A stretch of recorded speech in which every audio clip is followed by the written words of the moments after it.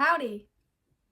It's nighttime again. Just kidding, it's the same day. I'm recording 2 videos in one. That's 4. I'm recording 2 videos in one. So, we're gonna pretend like it's a different day, okay, guys? Okay?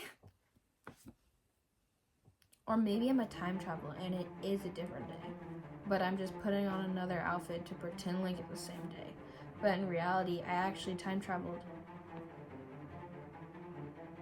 A lot of effort for nothing. Anyway, now we're going to read Ephesians Chapter 6. And it says, "Children, obey your parents in the Lord, for this is right. Honor your father and mother, which is the first commandment with a promise, so that it may go well with you and that you may enjoy long life on the earth." Don't know why I said it like that. "Fathers, do not exasperate your children. Instead, bring them up in the training and instruction of the Lord.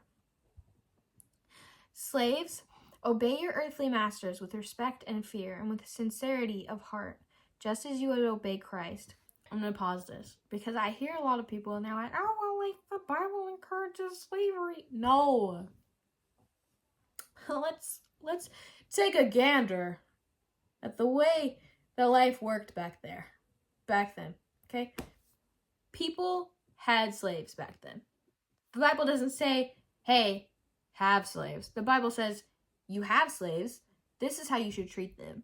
And I don't think people understand that.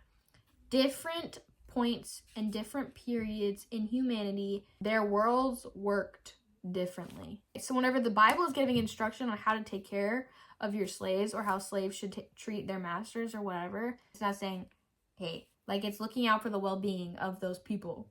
It's not saying, go get yourself some slaves. No. It's not doing that. So let's not pretend that it is. That's not very cool. That's actually really uncool. Now back to the Bible. "Slaves, obey your earthly masters with respect and fear and with sincerity of heart, just as you would obey Christ. Obey them not only to win their favor when their eye is on you, but as slaves of Christ, doing the will of God from your heart. Serve wholeheartedly, as if you were serving the Lord, not people, because you know that the Lord will reward each one for whatever good they do, whether they are slave or free. And masters, treat your slaves in the same way. Do not threaten them, since you know that he who is both their master and yours is in heaven, and there is no favoritism with him." See what I'm saying? He said treat each other right. Treat them right, okay? Because God's watching you. Wazowski, always watching.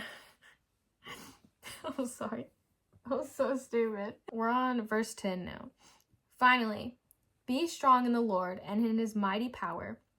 Put on the full armor of God so that you can take your stand against the devil's schemes.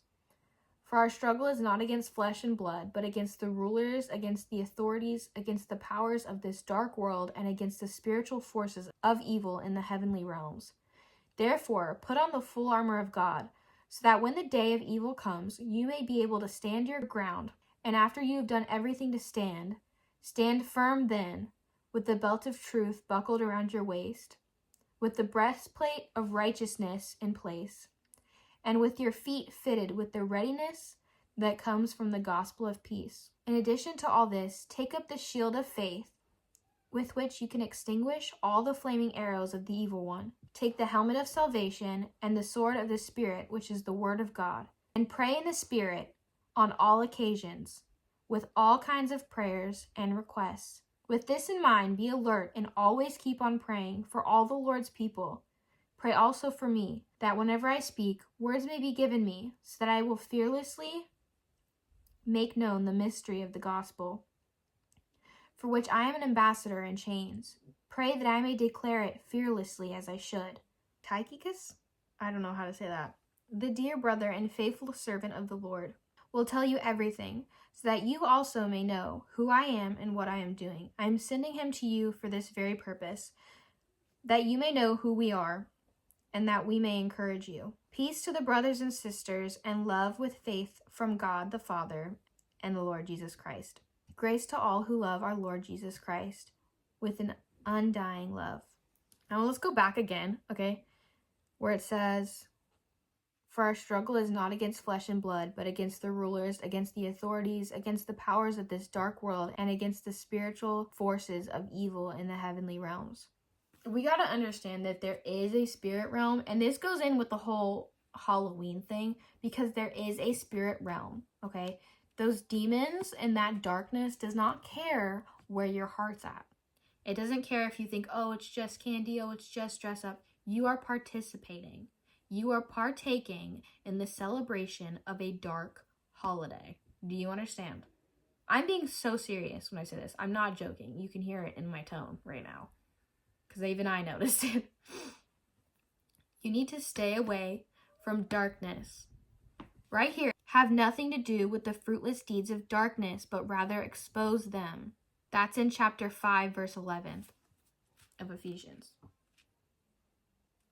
Stay away from darkness. Do not go out and celebrate Halloween this year. Look into it. Watch the videos from ex-witches. Watch the videos from ex-Satanists speaking on Halloween. They're not saying it for fun. They were quite literally in it. They were in the spiritual. You may not get it, but they understand, which is why they make videos talking about it and warning people. They're like, hey, it's not just for fun. I was playing with the demons, okay?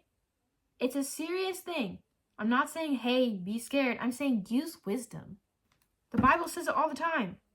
Be very careful then how you live, not as unwise, but as wise. That's verse 15 of chapter 5. It is your job to bring up the children in the instruction and training of the Lord. Don't do your kids wrong by letting them celebrate in a holiday that is full of darkness. They're going to grow up and think, oh, this is okay.